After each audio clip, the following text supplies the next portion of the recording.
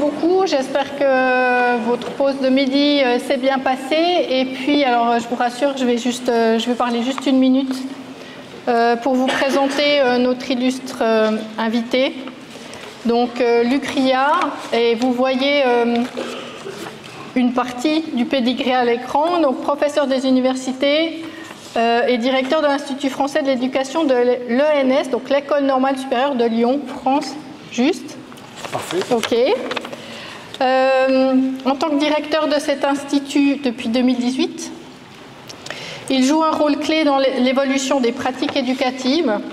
Il est également responsable de la chaire UNESCO, là je lis pour ne pas dire de bêtises, former les enseignants au XXIe siècle depuis 2012 et dirige le programme de vidéoformation Néopass qui vise à enrichir le développement professionnel des enseignants tout au long de leur carrière. Et je rajouterai, parce que ça c'est l'aspect un peu, moi c'est très résumé d'une grande carrière, qu'une voix amie m'a soufflé qu'en dehors de sa carrière académique, Luc est un grand amateur de sport. Il pratique la course à pied, mais aujourd'hui à midi il a dit que 50 km par semaine. Bah ouais. Est-ce que j'ai un métier à côté? Le ski et le ski de fond. Son amour pour la Suisse, notamment pour les montagnes valaisannes, reflète son attachement au paysage alpin. Donc moi je suis très fière de l'accueillir ici et j'espère que vous aurez beaucoup de plaisir à découvrir cette conférence. Merci Luc. Voilà pour Merci.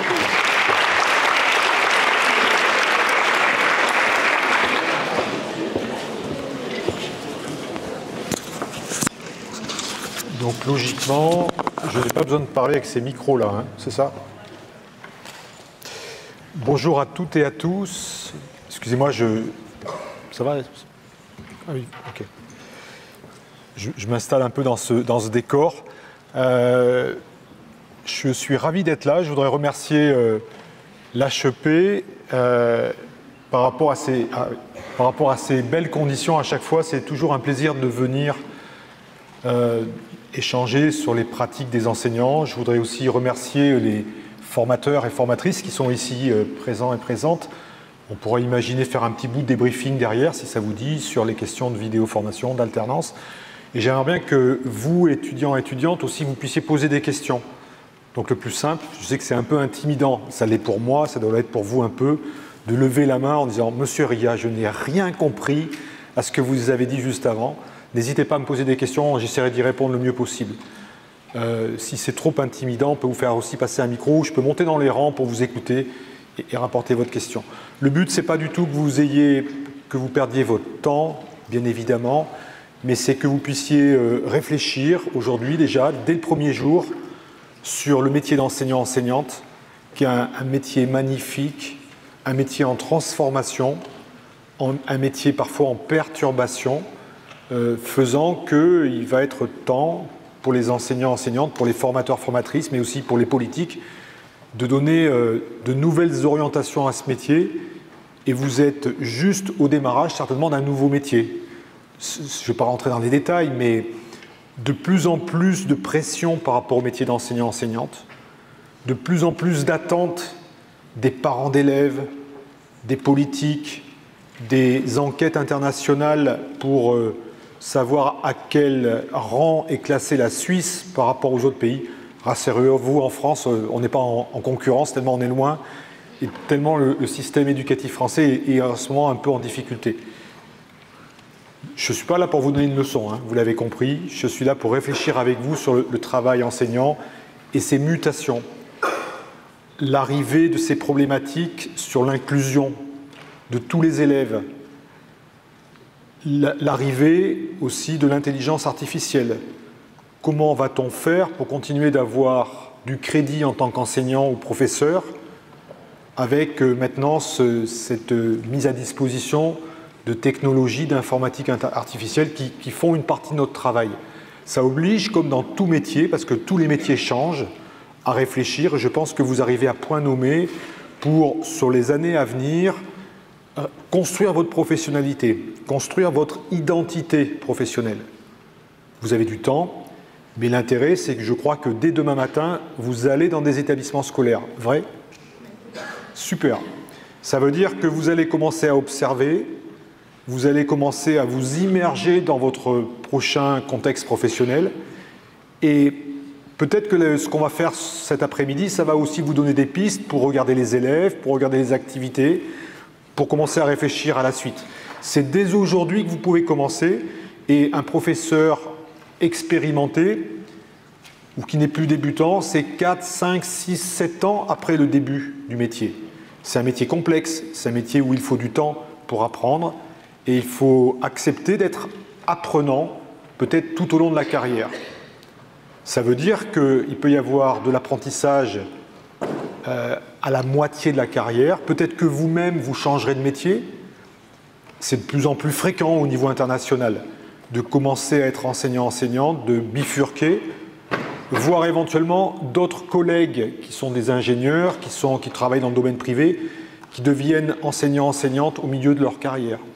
Donc il faut accepter ces bifurcations professionnelles et que si vous commencez prof, peut-être que vous resterez prof longtemps, mais peut-être que vous allez changer de domaine, peut-être que vous ferez d'autres métiers. Donc voilà, être toujours en apprentissage tout au long de la carrière, c'est aussi un message fort que j'aimerais vous faire passer aujourd'hui.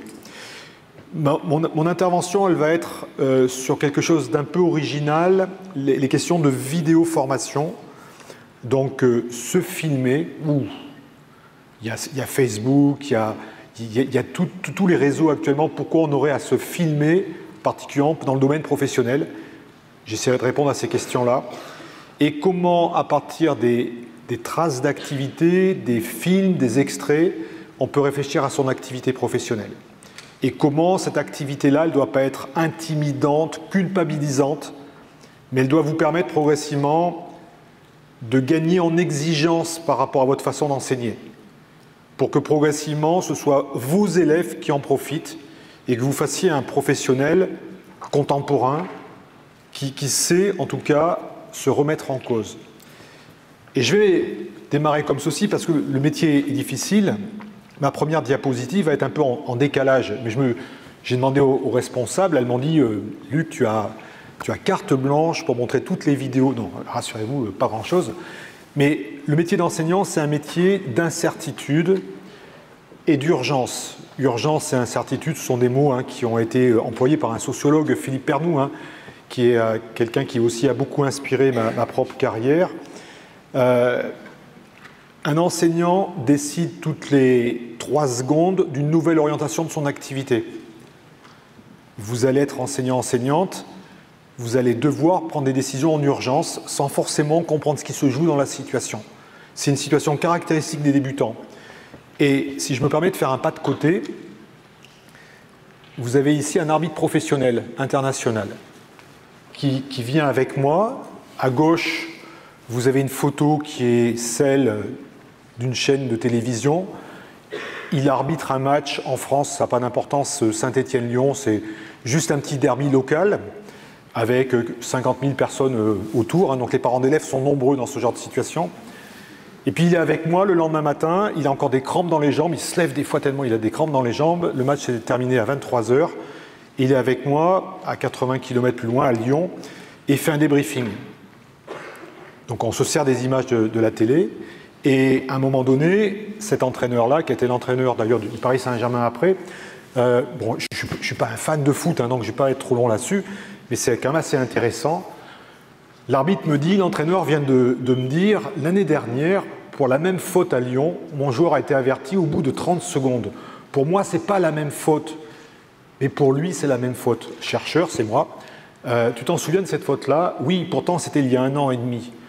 C'est-à-dire que cette interaction-là, les yeux dans les yeux, au milieu du stade, c'était par rapport à un antécédent qui datait d'1 an et demi avant. Ça me paraît un peu fou, d'abord, d'avoir la mémoire de ça, mais pour l'entraîneur, il y avait une différence d'arbitrage qui était très nette entre le match qui se jouait et 1 an et demi après. Et l'arbitre continue, me dit, en fait, il faut que je trouve une parade. Tout le monde nous regarde, dans cette situation-là à gauche. Lui essaye de mettre la pression, je me dis, je ne peux pas le virer à ce moment-là du match. J'y vais pour faire tomber la pression, mais j'essaye de terminer sur une note positive. J'essaye de sourire pour ne pas perdre la face. Je ne sais pas si vous avez commencé à faire déjà un parallèle par rapport au métier d'enseignant-enseignante. Il y a plein de profs qui me disent, à un moment donné, d'une altercation avec un élève en difficulté ou un élève perturbateur, lorsque se joue ce moment d'intimidation. Je suis devant la scène, et là aussi, je n'ai pas forcément la solution, mais peut-être qu'il faut que je m'en tire le moins pire possible, je n'arrive pas à faire ma phrase, pour faire semblant de contrôler la situation alors que tout m'échappe quelque part. C'est un petit peu le sentiment de cet arbitre ici. Mais je décide de réadapter ma stratégie. Si je dois trouver un équilibre, si je dois siffler préférentiellement, je dois maintenant sanctionner Lyon. Donc vous voyez que ça a quand même des conséquences sur le match et qu'il y a des équilibres qui se jouent à un moment donné. On peut imaginer, même si j'extrapole un peu, que cette situation d'urgence, un professeur la vit en permanence. On dit, des calculs ont été faits, qu'il prend 200 micro-décisions par heure. Donc ça veut dire que très régulièrement, il y a des transformations de l'activité, il y a des décisions à prendre, et qu'on est dans des situations parfois qui sont comme ceci, un peu périlleuses. Voilà, c'était ma première entrée, pour montrer que enseigner, c'est une scène publique, c'est prendre des décisions en urgence, c'est pas forcément on n'est pas toujours dans la rationalité la plus objective par rapport à ça, et qu'il faut accepter des fois de différer. Et vous voyez que parfois, les antécédents avec certains élèves, et ça peut durer depuis quelques mois, viennent peser dans l'expérience de l'enseignant ou de l'enseignante, alors même qu'une autre situation est complètement nouvelle et se joue a priori sans rapport avec ce qui s'est passé avant. Et cette jeune collègue qui est ici, là, qui était dans ma première diapositive, est-ce que pour vous, c'est juste une suite par rapport à ce que je vous ai proposé, à quoi pense cette jeune prof? Est-ce que je peux, en la voyant comme ceci, en train de regarder, d'être penché auprès de cet élève-là, être clair sur son intentionnalité, son expérience à ce moment-là? Elle est préoccupée par quoi? Vous avez une idée? Bon, alors, je suis allé un peu vite, hein. Enfin, je reviens en arrière. Quelqu'un peut me dire, elle est préoccupée par quoi, cette jeune prof? Bon, je ne vous demande pas... Oui, allez-y. Oui, je vous ai vu. Non, vous vouliez répondre? Ah non, j'ai cru que vous vouliez prendre la parole. Est-ce que la priorité, c'est d'aider cet élève en particulier? Est-ce que c'est... je reprends les verbatims. Je m'aperçois qu'il n'a pas compris la consigne et qu'il faut que je la reprécise devant toute la classe. Donc ce n'est pas tant un problème d'aide à un élève en particulier, mais c'est une consigne qui n'a pas été comprise. Je vérifie son travail, mais je suis surtout perturbé ou préoccupé par le bruit que j'entends dans mon dos. Beaucoup d'enseignants, enseignantes ont des yeux derrière la tête. C'est une compétence à acquérir, vous la connaissez peut-être, pour à la fois être présent en situation, mais aussi avec des antennes dans son dos, pour pouvoir avoir un contrôle de l'ensemble. C'est donc une sorte de double vigilance. Ça fait partie aussi des caractéristiques des débutants et de compétences à acquérir par rapport à ça. Bon, je crois que ça ne marche pas très bien. Je suis avec l'élève sans y être. Je pense surtout à comment je vais organiser la prochaine séquence avec autant d'élèves d'absents. Donc ici, ce que je voudrais illustrer par cette diapositive, c'est qu'en fait, on ne peut pas savoir exactement, en voyant cette enseignante, quel est son niveau d'engagement et à quoi elle est attentive.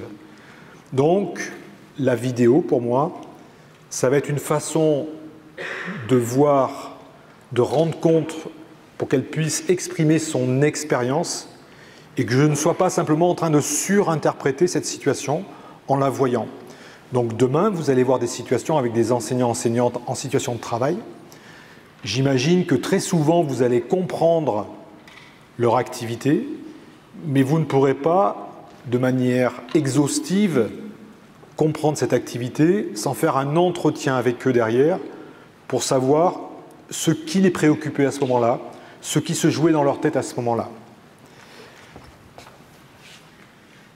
C'est donc ici résumé par cet iceberg.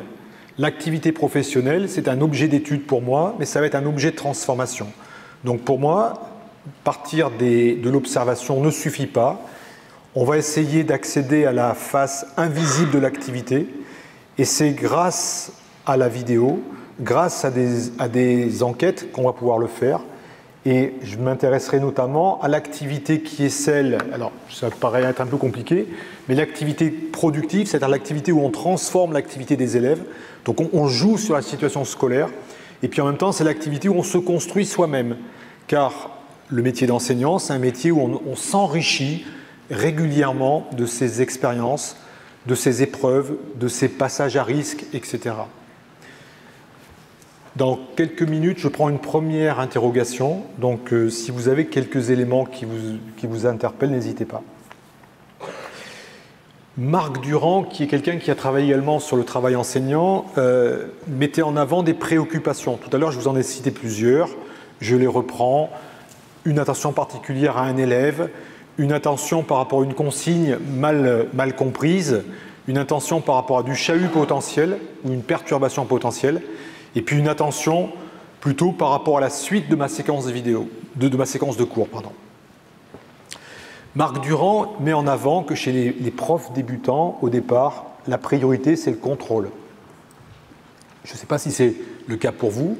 Vous allez en plus, a priori, démarrer sur le premier cycle et le second cycle. Vous me dites, si je dis des bêtises, vous me tirez les oreilles.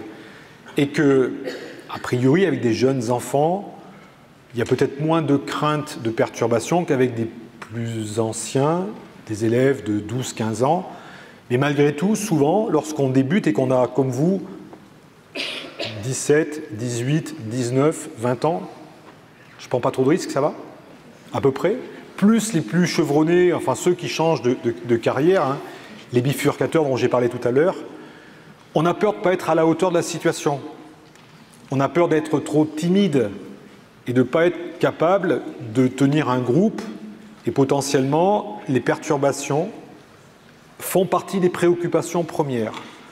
Quitte, dans certains cas, à être obsédé par ça, ce qui pose problème, parce que c'est souvent parce qu'on est trop perturbé par... qu'on a trop de peur d'être dans le non-contrôle, qu'on peut perdre ses moyens potentiellement. Donc ça, c'est la première préoccupation. Une autre préoccupation, qui est d'un rang supérieur, c'est de mettre tous les élèves au travail, enrôler, engager la classe. Et souvent, il y a des enseignants débutants qui considèrent qu'il faut d'abord contrôler tout le monde avant de mettre la classe au travail. Je vais vous montrer 2 vidéos tout à l'heure pour vous montrer que c'est peut-être pas si simple que ça et que c'est peut-être en mettant les élèves au travail qu'on obtient le calme. Et ça, vous verrez tout à l'heure que c'est assez clair dans la vidéo que je vais pouvoir vous montrer. Après, un niveau supérieur, c'est de faire travailler tous les élèves sur un objectif commun. Vous voyez qu'entre occuper tous les élèves, c'est mon deuxième niveau, occuper avec une activité pour qu'ils soient engagés, eh bien, c'est un niveau inférieur par rapport à faire travailler toute la classe en même temps, ce qui est compliqué, sur un exercice du programme, sur quelque chose qui est un projet collectif sur lequel on va pouvoir travailler ensemble. Donc, vous voyez, c'est encore un objectif encore plus ambitieux. Encore, favoriser l'apprentissage de chacun et chacune. Là aussi, hein, j'ouvre des choses qui sont compliquées. Vous n'allez pas voir ça aujourd'hui, vous allez voir ça pendant 20 ans, 30 ans de votre carrière. Même si c'est plus long que ça, paraît-il. Favoriser l'apprentissage. Ce n'est pas parce qu'on met les élèves au travail qu'ils apprennent. Ce n'est pas parce que les élèves sont en situation de jeu, on peut apprendre par le jeu, mais ça ne suffit pas. Il n'y a pas forcément jeu égale apprentissage. Donc toutes ces problématiques ne sont pas simples et il faudra bien sûr faire en sorte d'engager les élèves avec un objectif commun, malgré aussi toutes les vigilances à avoir par rapport aux élèves à besoins particuliers, et ensuite identifier de l'apprentissage pour des groupes de besoins, pour des élèves en particulier. Là aussi, c'est encore un niveau qui est supérieur. Vous imaginez que là, à chaque fois, on monte d'un cran. Et pour Marc Durand, il existe encore une cinquième catégorie qui correspond à l'éducation à des valeurs culturelles et citoyennes, qui a un objectif encore plus ambitieux et plus difficile à objectiver. Si je résume cette diapositive, et sauf s'il n'y a pas de questions, je vais poursuivre, c'est vraiment de considérer que le niveau 1 du développement professionnel, c'est d'être simplement attaché à des questions de gestion de classe. Bien sûr qu'il est important qu'il y ait de l'ordre dans les classes ou un ordre minimal. Mais ensuite, plus on monte d'un échelon à l'autre, plus il va falloir déployer des gestes professionnels, des compétences professionnelles pour être efficace dans la situation. Et plus, bien sûr, la formation va être là pour vous aider par rapport à ça. Alors, bien sûr, on peut s'imaginer qu'en fonction des contextes d'enseignement, avec des classes plus ou moins difficiles, ça sera plus ou moins facile d'atteindre des niveaux déjà assez hauts, et que quand on change d'établissement et qu'on vient dans des établissements plus hétérogènes, peut-être qu'on redégringole, non pas de manière définitive, mais ponctuellement, par rapport à cette échelle des préoccupations. Est-ce que c'est clair? Est-ce que ça nécessite, de la part des formateurs, formatrices, mais également de vous, des explications supplémentaires? C'est jamais gagné de monter d'un cran, mais ces préoccupations sont révélatrices du développement professionnel des enseignants. Et il faut parfois plusieurs années par rapport à ça. Et j'ai des vidéos, et on en verra tout à l'heure, qui voient comment on peut franchir des étapes dans ces préoccupations de rang supérieur. Pas de questions pour l'instant? J'ai l'impression que je vous terrorise avec ma question. Et par contre, pour moi, c'est quelque chose qui est assez passionnant. C'est une étudiante en thèse qui est une professeure de milieu de carrière et qui travaille avec moi. Elle est bientôt à la fin de sa thèse, donc là, c'est un travail académique, ce n'est pas un travail de formation. Mais pour moi, je me nourris régulièrement de ces travaux-là. Elle s'intéresse, alors ça, c'est vraiment une problématique très intéressante, à ces professeurs qui réussissent dans des classes les pires d'un établissement scolaire. On est plutôt dans le secondaire. On est ici avec des élèves qui ont 12 ans. Donc vous voyez, au début, en France, c'est le collège en 6e. On est avec vraiment des élèves pas faciles. Et toute la communauté éducative se plaint de ces élèves-là, de ces classes-là. Personne n'arrive à les faire travailler. Et on a quelques professeurs qui sont malgré tout réussissants. Les chefs d'établissement, donc leurs responsables administratifs, les inspecteurs et l'ensemble des enseignants, plus les élèves, confirment qu'effectivement, avec eux, on travaille. Et moi, ce qui me semble incroyable, c'est qu'il y a une expertise de prof qui n'est pas si facile à voir et qu'on essaye de regarder dans le détail, vraiment, pour comprendre ce qui joue et ce qui fait la différence. Comment on peut arriver à tenir des classes qui sont a priori très difficiles, réputées très difficiles, sans faire preuve d'autorité, sans être en train d'hurler debout sur une table et en les faisant travailler. Alors ça paraît assez naïf de dire des choses comme ça, mais c'est assez impressionnant et ça fait des jours qu'on se creuse la tête, que je m'arrache les cheveux, bon, ça va, pour essayer de comprendre ce qui joue. D'abord, on s'intéresse ici, je vais juste vous présenter les résultats très rapidement, mais là aussi on peut avoir des questions par rapport à ça. La collègue a enregistré une vingtaine d'heures de vidéos, donc c'est des séquences réelles de cours. Systématiquement, elle a fait un codage, bien sûr que c'est un travail de recherche, elle a fait un codage toutes les 30 secondes.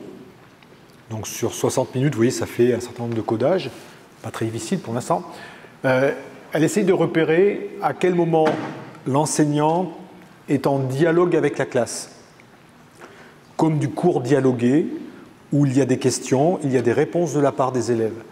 Le moment où on est plutôt sur un adressage individuel, sur un individu en particulier. Ensuite, où il y a un adressage collectif, donc ça peut être des consignes, mais sans dialogue, il n'y a pas de retour de la part des élèves, ce sont des consignes données, et puis des moments où il n'y a pas d'adressage. Elle regarde sur l'ensemble de la séquence, et ceci est très stable pour les 20 leçons. Il y a systématiquement plus de temps d'adressage individuel, il y a pratiquement autant de dialogue que de pas d'adressage, donc de communication à la classe avec ou sans dialogue de la part des élèves. Et puis toute une phase en vert qui est un peu énigmatique, où il n'y a aucun adressage. Et moi, ce qui m'intéresse, c'est savoir ce qui se passe à ce moment-là. On continue un tout petit peu. Ça, c'est par rapport au décours chronologique, on voit au début, alors je ne vais pas être systématique ici, mais adressage individuel, c'est au moment de l'entrée dans la classe, lorsqu'on franchit la porte, bonjour, bonjour, comment tu vas aujourd'hui? Ensuite, des séquences en orange de cours dialogués. Pas d'adressage lorsque les élèves sont en train de s'installer. Donc là, c'est plutôt en retrait, en attendant. Les règles sont données depuis le début de l'année. Ensuite, en orange, vous avez toute une période de dialogue avec la classe, puis en bleu, d'adressage collectif. Et à partir de 20-25 minutes à peine, on a une alternance de pas d'adressage et d'adressage individuel. Donc il y a vraiment une forme de mécanique d'organisation de la classe avec beaucoup de consignes données au départ et ensuite progressivement des élèves qui sont inscrits dans le travail, individuellement ou collectivement, et avec simplement quelques communications individuelles pour pouvoir tenir la classe et pouvoir alimenter cette perspective-là. Donc la préoccupation première, c'est d'enrôler les élèves, de les engager, de leur donner le matériel nécessaire, et puis après, c'est passer dans les rangs, aller voir les élèves les uns après les autres, en les connaissant. Au fond, là-bas, il faut absolument que j'y aille, parce que ce sont des élèves perturbateurs, je ne peux pas les laisser comme ça. Là, je sais que ceux-ci travaillent seuls, je peux attendre un peu. Et donc, il y a tout un calcul stratégique dans la classe pour pouvoir donner à chacun ce qu'il est nécessaire et pour que le collectif tienne malgré tout. Vous savez, on dit des assiettes chinoises, hein, où on met toutes ces assiettes en équilibre, et puis ensuite, il faut redonner un tout petit peu d'énergie pour que l'ensemble tienne.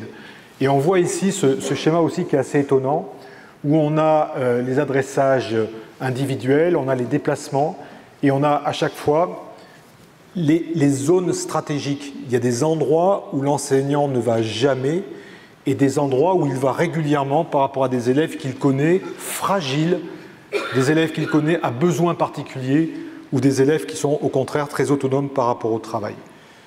Alors, si je me souviens bien, est-ce que ça marche ça? J'ai un problème avec moi. Donc, sur ce tableau, apparemment, j'ai pas l'air d'avoir de... Bon, je ferai mes essais plus tard. Donc ici, ce que je voudrais vous faire comprendre ici, c'est que c'est un métier qu'on peut regarder dans le détail et qui correspond à une grande expertise. Faire travailler ces enseignants réussissants parviennent à faire tenir les élèves dans le travail. Ce qui est assez impressionnant, c'est que, je ne vous l'ai pas montré juste avant, mais les moments où il y a un peu d'autorité dans la classe, c'est juste ces deux cercles rouges, vous voyez, contrôle de la classe ou de l'élève. Donc il y a deux interactions d'un professeur un peu agacé à ce moment-là. S'il te plaît, vous voyez, on change de ton à ce moment-là. Mais le reste du ton, c'est complètement calme, c'est au service des élèves. Et ce qui est assez impressionnant, c'est qu'à chaque fois, on a l'impression qu'il y a vraiment de la fermeté, mais aussi de l'empathie. Ce qui apparaît très nettement, c'est prendre soin des élèves.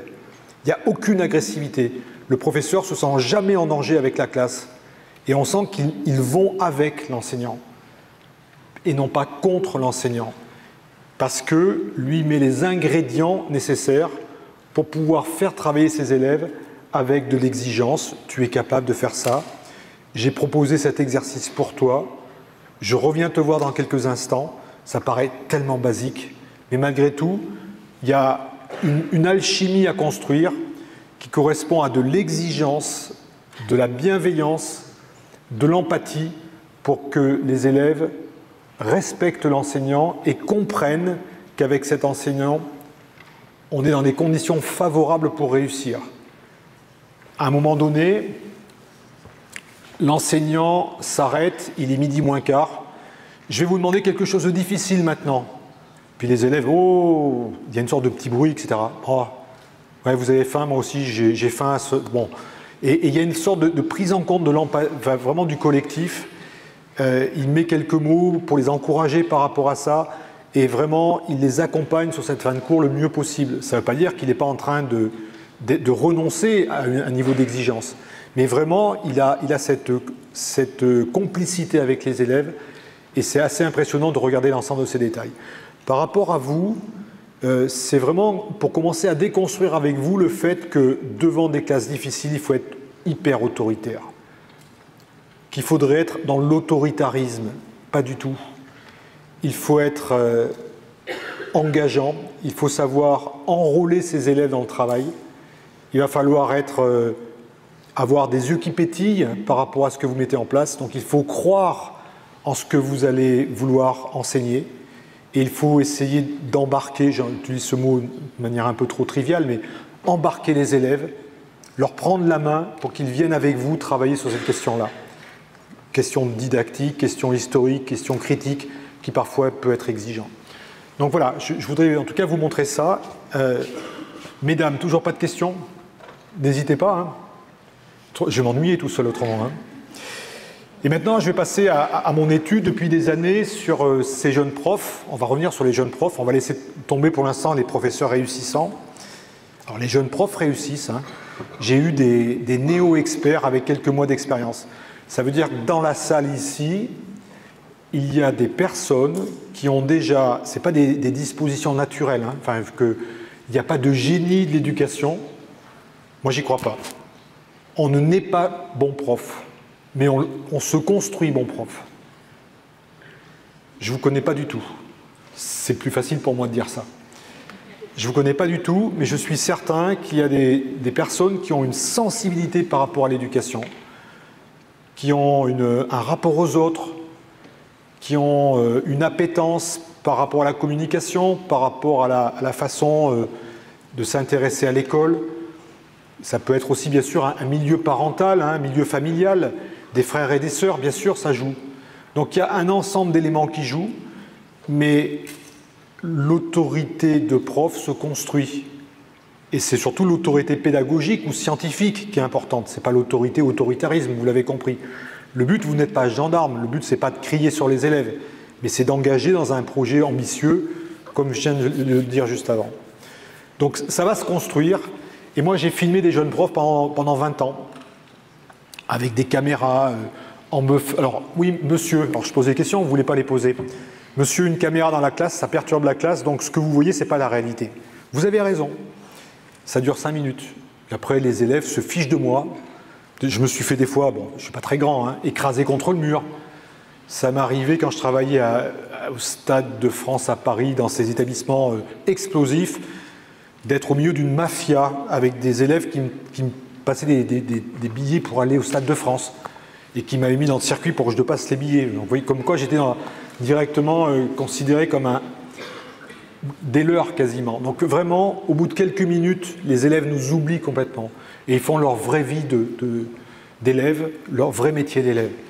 J'ai filmé ces jeunes profs et vous voyez que les deux schémas qui sont derrière ici, est-ce que à chaque fois c'est un cas tellement particulier qu'on ne peut pas du tout tirer d'éléments généraux, ou est-ce qu'au contraire, il y a une forme de grammaire, vous voyez, de débutant qui se répète et que finalement ce que je vois chez un prof d'allemand, chez un prof de français, de mathématiques, du premier degré ou du second degré, mais il y a des éléments caractéristiques qui jouent. Et c'était tout mon travail, pendant une vingtaine d'années, de filmer des jeunes profs et de repérer des éléments de typicalité, excusez-moi pour ces gros mots, des éléments génériques à partir de cas singuliers. Des gens, bien sûr, qui en chair et en os n'étaient pas les mêmes, mais faisaient les mêmes choses au même moment. Dans quelques instants, vous allez avoir une vidéo. Et donc, j'ai filmé ces jeunes enseignants pendant des années avec du matériel. Ce n'était pas du tout pour faire de la belle télé. Je ne suis pas reporter, journaliste, je suis chercheur. Donc une caméra, des fois des problèmes de batterie, des problèmes de son. Maintenant, c'est plus simple, on a des smartphones. Hein, en tout cas, on a tous de quoi pouvoir filmer. Bien sûr qu'il y a des règles déontologiques. Hein, on ne filme pas n'importe comment. Quand je vais avec mon smartphone et que je demande de filmer, c'est dans un cadre de formation continue. Le chef d'établissement est au courant. Il y a eu des autorisations d'image qui ont été prises. Donc voilà, c'est complètement sécurisé. Et puis après, bien sûr qu'il y a des gens qui acceptent plus ou moins d'être filmés. Si je viens vous voir demain matin, vous pouvez très bien dire « moi, je n'ai pas envie d'être filmé, je ne me supporte pas, j'aime pas me voir non plus en vidéo ». Donc on peut avoir une forme de crainte ou de pudeur par rapport à son image. D'abord, c'est de dire que si tu ne veux pas être filmé, le but, c'est pas de faire des gros plans, mais c'est de filmer une silhouette dans un environnement de travail. Ça peut être filmer des mains, ça peut être filmer des déplacements. Quand je dis des déplacements, c'est vraiment sans filmer la personne, pour que la personne ne soit pas reconnaissable. On voit de plus en plus ça dans les journaux télévision maintenant, où lorsqu'ils n'ont pas d'autorisation, ils filment les plaies, les silhouettes, etc. C'est vraiment ce travail-là que je mène pour revenir sur l'activité réelle, pour éviter de faire des hypothèses sur ce que pense l'enseignant-enseignante en situation, et de comprendre ce qui se joue réellement. J'ai travaillé avec des arbitres de haut niveau, je travaille avec des inspecteurs, avec des chefs d'établissement, avec des recteurs d'académie en France, c'est juste sous le ministre, où j'ai embarqué dans leur voiture, ça fait 2 fois que je dis embarqué, là c'est pas pareil, pas dans la classe mais dans la voiture, pendant 2 jours à filmer leur situation professionnelle les plus... Un recteur a 80 000 élèves ou 100 000 élèves sous sa responsabilité, etc. Pour comprendre ces métiers d'éducation et pas simplement les enseignants. Et à chaque fois les collègues avec confiance, en sachant exactement ce que je fais de ces matériaux-là, je ne les diffuse pas, je ne les divulgue pas. Quand j'en parle, je les préviens, quand je communique avec, etc. Et donc, ce jeune Romain, que vous verrez peut-être dans votre formation à l'HEP, parce que c'est une vieille vidéo, j'ai honte. Romain, ça fait très longtemps, maintenant il a 45, 50 ans, enfin j'exagère. Alors moi, dans ces conditions, j'en ai 125. Mais en tout cas, il a accepté d'être filmé, et il n'avait pas du tout idée que dans toute sa vie, au supermarché, en France, on lui dirait « Ah mais c'est toi Romain ?» Sa grand-mère l'a vu pour la première fois dans son métier sur France 2, France 3, il y a eu des JT, voilà, ça fait une sorte de... Ça c'était dans les années 2010, donc ça fait une quinzaine d'années. Depuis, lorsqu'il devient formateur d'enseignants, il y a sa formatrice qui montre la vidéo de Romain, lui est devenu barbu, etc. Il dit « Romain, c'est moi ». Donc voilà, ça le suit toujours. Et c'est une vidéo qui est assez emblématique, je vous la propose ici, parce que c'est vraiment un jeune professeur en France qui, contrairement à vous qui débutez et qui êtes juste au début de vos études, lui avait fait déjà 5 ans avant. Vous savez donc que vous êtes en formation initiale au tout démarrage. Lui avait fait donc sa licence, il avait passé une agrégation en France, il était sorti dans les meilleurs en France parce que c'est un concours national. Il fait son stage à Henri IV, qui est un stage haut, culturellement très haut au niveau de Paris, et se retrouve en éducation prioritaire, avec des élèves qu'il n'a jamais vus de sa vie. Et là, c'est l'élève d'un parcours d'excellence qui découvre un vrai métier sans avoir les clés et les codes par rapport à la situation. Alors, il y a eu un petit moment, c'est ce que vous allez voir, et je vous demande de ne pas quitter l'amphithéâtre, est-ce qu'on pourrait fermer les portes ? Il y a un moment d'inquiétude, je ne voudrais pas que ceci soit l'image que vous ayez du métier et demain matin ça se passera très bien. Là on est vraiment à un autre niveau et moi ce que je voudrais vous faire comprendre c'est comment progressivement il a transformé son activité. Je vais vous montrer Romain quelques mois après, le même Romain qui a trouvé des solutions. Ça c'est la grande critique française de faire des études de haut niveau, au niveau disciplinaire, sans jamais faire de la pédagogie. Vous, le fait de démarrer directement en alternance, c'est juste génial. Avec une équipe de formateurs qui va vous accompagner à faire de l'observation, à aller dans les classes, à commencer à prendre la place de l'enseignant-enseignante, c'est la meilleure solution en alternance. Lui, il n'a jamais fait d'alternance. Il découvre un métier qu'il ne connaît pas, et c'est normal qu'il soit dans cette situation-là.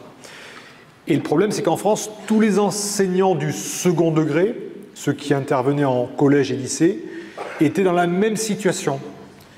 Et moi, j'en pouvais plus en tant que formateur d'avoir des jeunes enseignants la boule au ventre qui partaient dans les régions parisiennes et dans les grandes villes pour pouvoir avoir de grosses difficultés.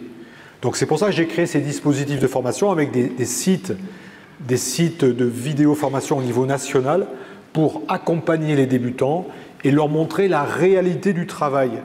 Non pas pour les effrayer, mais pour les préparer aux situations réelles qu'ils vont rencontrer. On pourrait faire ça dans tous les métiers. Bloc opératoire, travail des infirmières, travail des postiers, peu importe, des situations professionnelles critiques pour repérer comment faire, se préparer au métier et faire en sorte d'anticiper des éléments même, faisant que le jour J, la situation sera plus facile, en tout cas à vivre ou à maîtriser. Ça va? Alors, exercice compliqué parce qu'on va vous demander de prendre votre smartphone pour éventuellement prendre des codes d'accès à un logiciel que je ne connais pas très bien, mais j'ai mon assistance qui n'est pas trop loin. Et je vais vous montrer une première vidéo.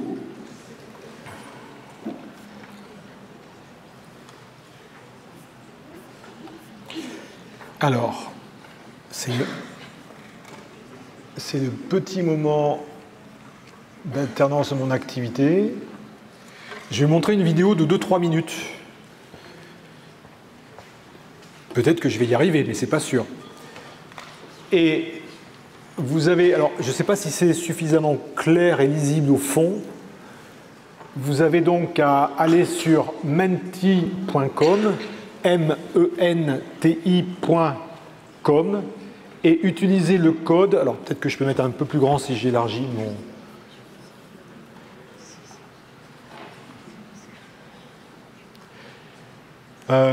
7 3 2 9 6 3 3 2. Est-ce que vous avez accès à ce logiciel qui va permettre de faire un sondage en ligne?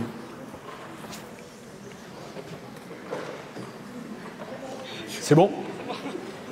Vous avez réussi? C'est bien, on aura au moins 3 personnes votantes. Merci pour les cœurs. Ah non, zut, c'est pas des cœurs, c'est des pouces. Alors, je vous montre une vidéo.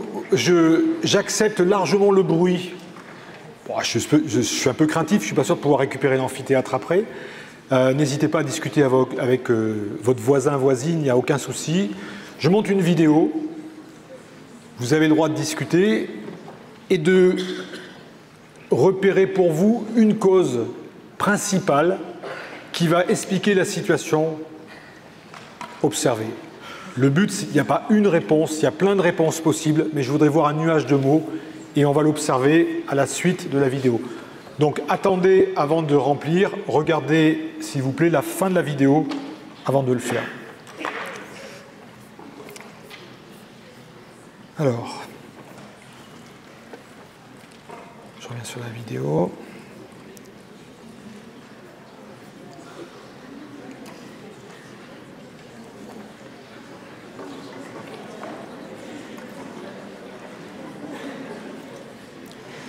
Donc ici, c'est une plateforme vidéo avec dessus 1300 vidéos de jeunes profs débutants. Et je vais aller chercher la mise au travail des élèves. Accéder. Et je vais vous montrer cette vidéo-là pendant 2 ou 3 minutes. Il est jeudi après-midi, je crois, 15 h, donc c'est une fin de journée. On regarde cette séquence vidéo de moins de 3 minutes. Allez, c'est parti.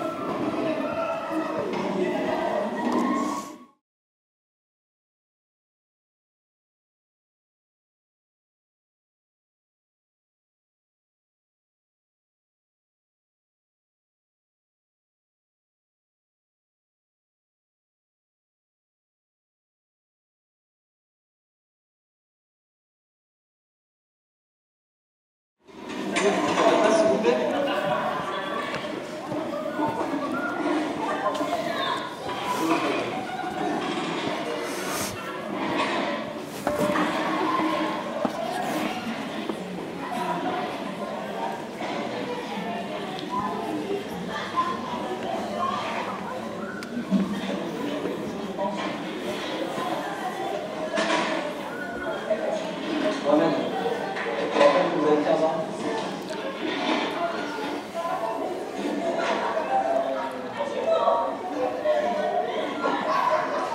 Je vous rappelle que vous devez entrer et vous tenir debout devant vos chaises. Marque de respect. Comme ça là.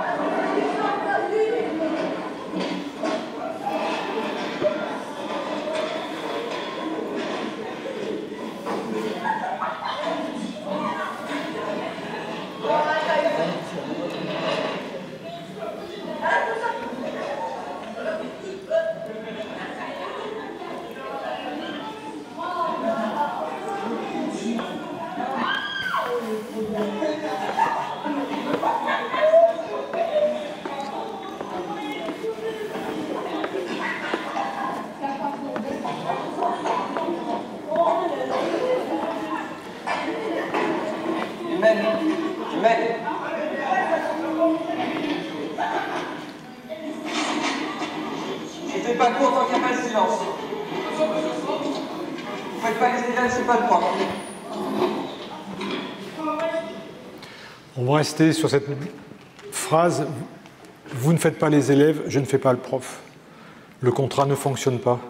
Comment vous vivez ça? Dites-moi un mot. C'est quoi ça vous, le premier sentiment? Un manque d'assurance. Alors, non mais ça, avant de rentrer à manque d'assurance, ça c'est déjà dans les éléments que je voudrais tout à l'heure. Mais là, au niveau des émotions, ça donne quoi en voyant cette vidéo? S'amuse, quoi. Ça fait mal de voir ça ou c'est Oui. Oui. plutôt ouais. Je pense que les élèves, ça les arrange de ne pas faire le cours aussi.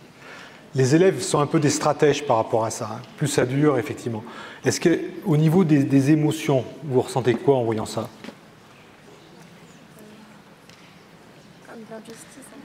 Il y a de l'injustice pour vous? Impuissance, un peu. Impuissance, ouais. D'autres réactions? Comment? Oui, je vous écoute. N'ayez pas peur, vous pouvez me dire un mot quand même. Ok, je Parle. fais une réflexion. Est-ce que ça vous fait mal de voir ça ou est-ce que en voyant cette séquence-là, vous dites c'est tellement loin de ce que je vais vivre, aucun problème? Ou est-ce quand même ça vous fait réfléchir un peu à la suite? Oui. Un peu peur quand même? Mais il faut l'exprimer, hein, n'hésitez pas. Je veux dire, moi je vois ça, je me dis est-ce que j'ai pas envie de changer de métier quoi? Enfin c'est. Mais attendez la deuxième vidéo, on est d'accord? Oui. Moi, je trouve que c'est assez frustrant, c'est énervant. On a l'impression qu'il n'a aucun bagage pour gérer ça. C'est frustrant, c'est énervant, on a l'impression qu'il n'a aucun moyen de faire, effectivement. Là il a quand même... Attendez, vous démarrez, vous avez le temps de vous construire des clés, des compétences, des outils. Lui, ça fait 5 ans qu'il travaille et qu'il est sorti dans les meilleurs en France par rapport pour être professeur d'allemand. C'est du gâchis, quoi. Enfin, vous voyez les métiers où on peut avoir des très hauts niveaux de formation, mais si le travail se résume à ça, c'est pas possible. Bon, après, les professeurs un peu chevronnés me disent « Mais Luc, ça, c'est pas du chahut, ça, c'est juste... Ça prend un peu de temps, mais ça dure que 2 minutes. » J'ai filmé des cours avec 55 minutes, comme ça. C'est-à-dire qu'en gros, il n'y avait que ça, quoi. Alors, je vous laisse sur l'outil que je vous ai proposé. Une des principales raisons de ça, c'est quoi? N'hésitez pas à mettre 1 ou 2 mots-clés maximum pour essayer de me décrire la raison principale de la situation. Et après, nous voyons la deuxième vidéo.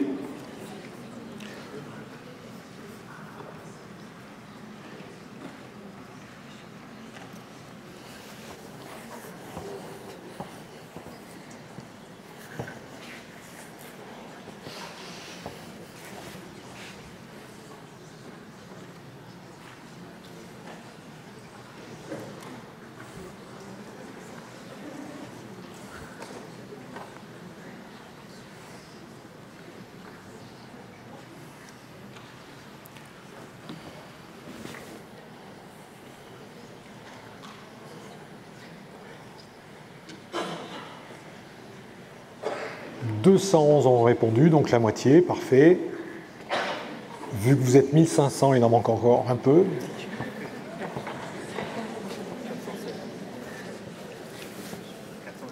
Oui. Oui, exact. 400. C'est moi.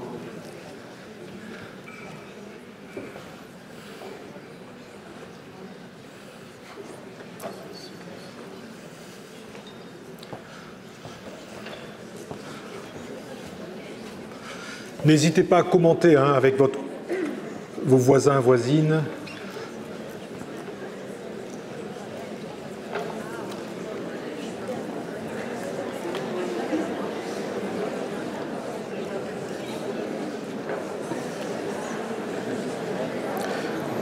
Allez, 10 secondes et on clôt.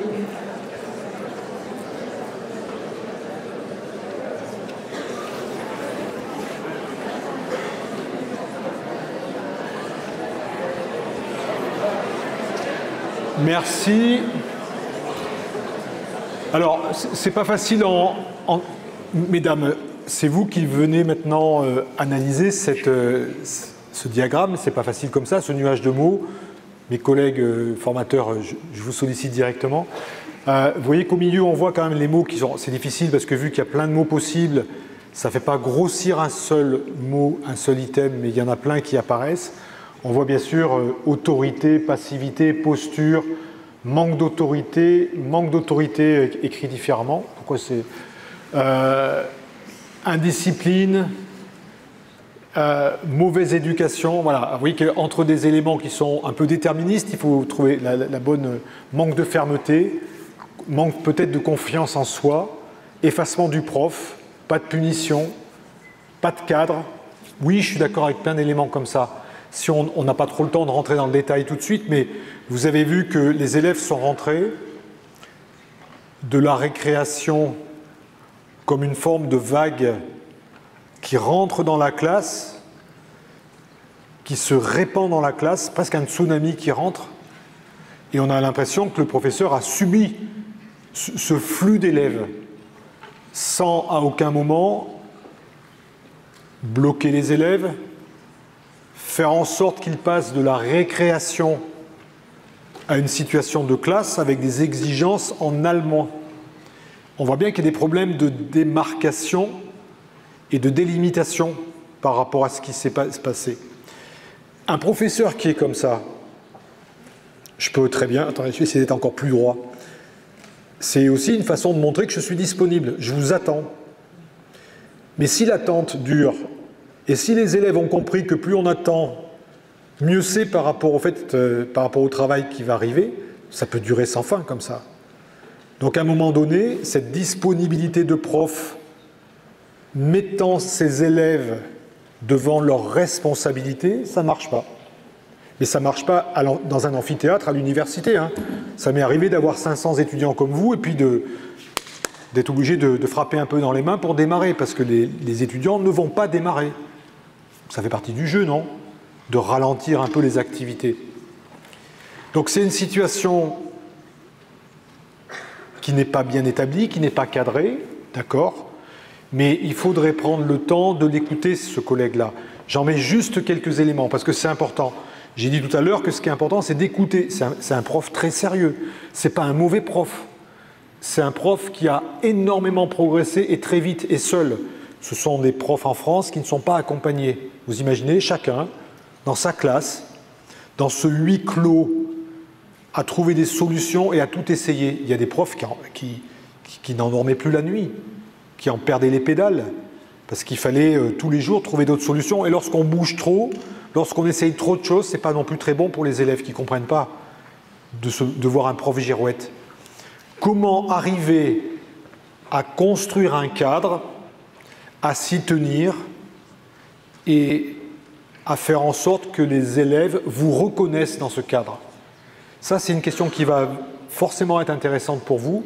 Demain, vous allez voir des enseignants-enseignantes, des professeurs qui vont avoir des routines. Alors, c'est la première journée, c'est ça, hein, je ne me trompe pas. Donc les routines, c'est le démarrage. Mais dans 15 jours, il y aura des cadres, il y aura des routines, et les élèves aiment les routines. Ils se reconnaissent dans les routines d'un professeur. Donc c'est aussi important. Donc ce n'est pas juste de la routine négative, de quelque chose qui ne change pas. Il faut changer des fois. Mais il faut instruire, construire des routines pour accueillir les élèves et les mettre au travail. Lui, pour l'instant, il n'a rien construit. On est d'accord sur ça. Et donc vous allez voir quelques mois après comment il construit. Je voudrais quand même qu'on l'écoute quelques instants pour lui laisser la parole. Alors attendez, je ne voudrais pas perdre ce beau schéma. Je vais essayer d'en faire une copie. Je ne sais pas si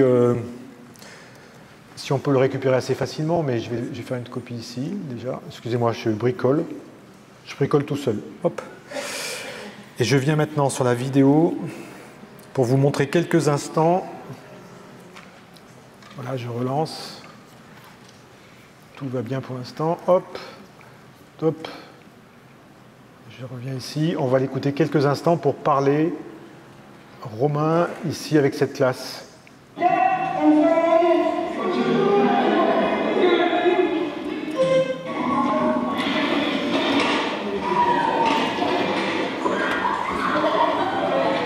élèves sont rentrés en classe, il y a des bavardages, il y a un certain nombre de pas de celui-là, mais des un peu excités. Tu es à l'arrière, sur le tableau, les bras croisés, tu attends. C'est ça.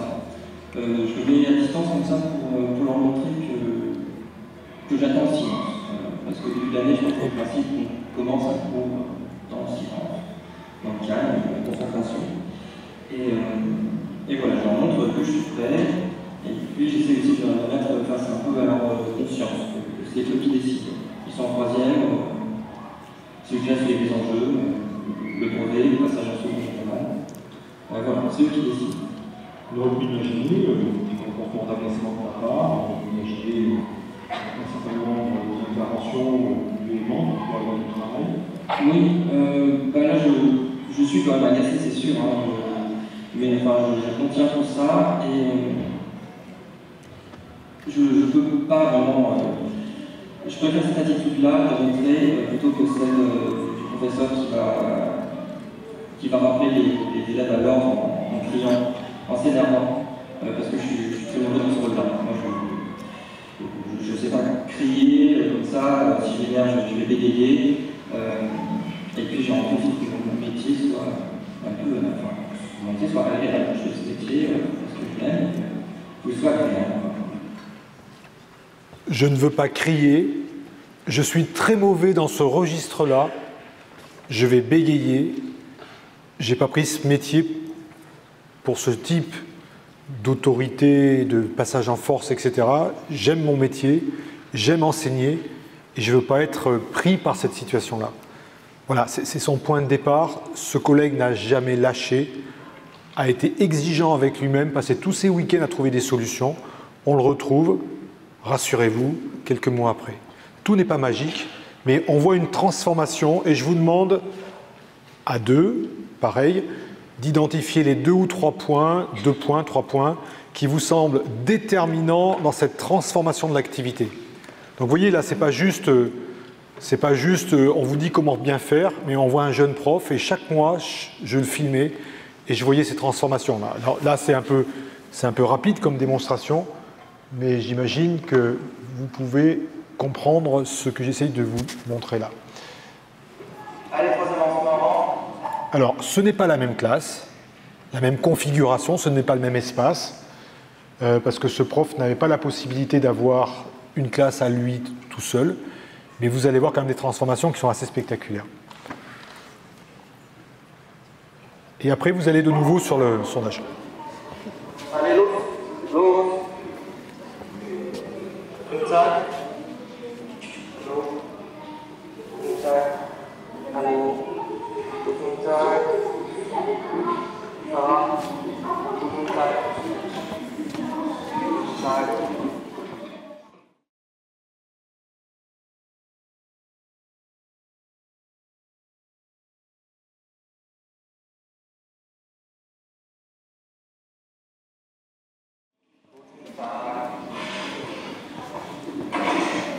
Okay, danke.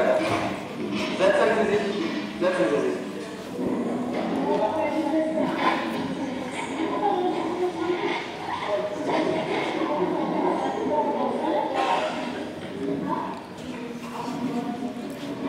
C'était un peu la préhistoire, hein, l'installation de vidéoprojecteurs, ça a beaucoup évolué. Hein. Ce n'est pas l'état de la France actuellement quand même, hein, c'est quelques années avant. Ok, Sie haben 5 Minuten, ja? 5 Minuten. Ja? Jetzt.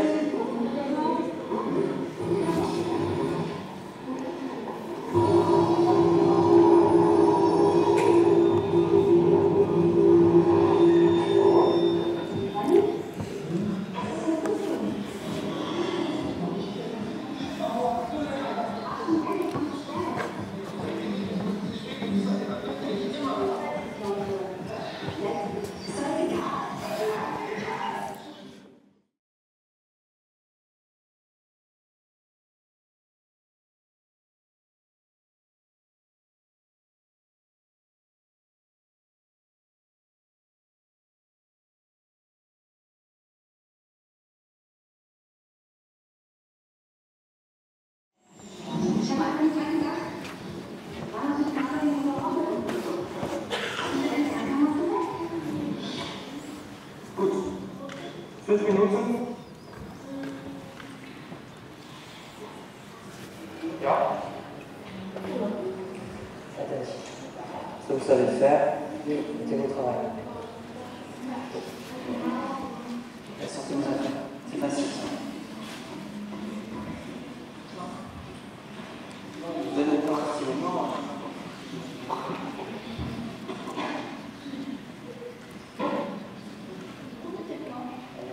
Vous avez compris? Il faut faire quoi? Il faut cocher. Vous êtes sûr qu'il faut cocher? Regardez ce qu'il faut. Vous avez compris ce qu'il faut faire? Vous avez des phrases. Tu vas prendre les étapes qui sont invitées, il faut les numéroter. D'accord? Voilà. Vous savez faire ça. Vous avez compris ce qu'il faut faire? Qu'est-ce que vous voulez? D'accord. Il faut des phrases, il faut les numéroter dans la seconde.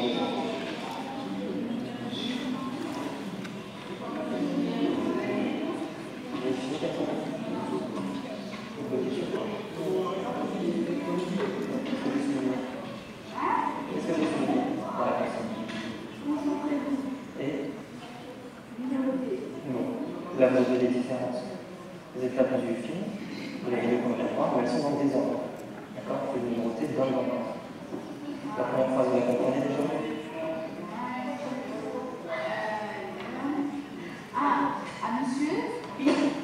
Bon, on va rester là. Arrêtez d'être trop critique par rapport au niveau français, par rapport à l'allemand. Il y a du travail. C'est une situation classique maintenant, presque ordinaire. Donc vous avez vu la transformation.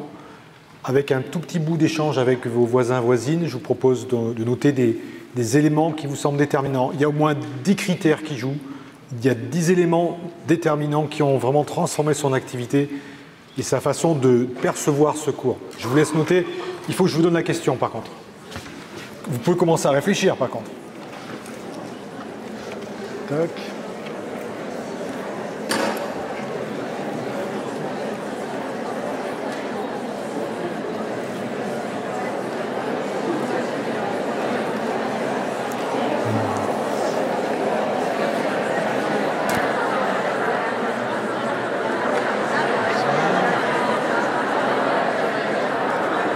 Là.